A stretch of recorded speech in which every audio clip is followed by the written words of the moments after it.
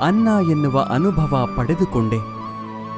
ಅದೇ ರೀತಿ ಸಜ್ಜನರ ಸಂಗದಿಂದ ನಮ್ಮಲ್ಲಿರುವ ಅಜ್ಞಾನ ದುರಿತ ದುಮ್ಮಾನಗಳ ಭಾವ ಕಾಠಿಣ್ಯತೆ ತೊಲಗಿ ಪುಣ್ಯ ಜ್ಞಾನ ಮೋಕ್ಷಗಳೆಂಬ ಮೃದುತ್ವದ ಅನುಭವ ದೊರೆಯುತ್ತದೆ. ಚಿಂತಿಸಲು ನೀನೇನು ಕಳೆದುಕೊಂಡಿರುವೆ? ನಿಶ್ಚಿಂತೆಯಿಂದಿರಲು ನೀನೇನು ಪಡೆದುಕೊಂಡಿರುವೆ? 3 ದಿನದ ಈ ನಾಟಕದಲ್ಲಿ ಕಳೆದುಕೊಳ್ಳಬೇಕಾಗಿರುವುದು ಕರ್ಮ ಒಂದೇ, ಪಡೆಯಬೇಕಾಗಿರುವುದು ಪುಣ್ಯ ಒಂದೇ.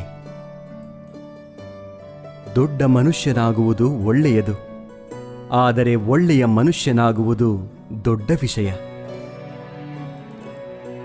ದುಃಖದ ಬಗ್ಗೆ ಚಿಂತಿಸತೊಡಗಿದರೆ ಸದಾ ದುಃಖಿಯಾಗಿಯೇ ಉಳಿಯುತ್ತೀಯ.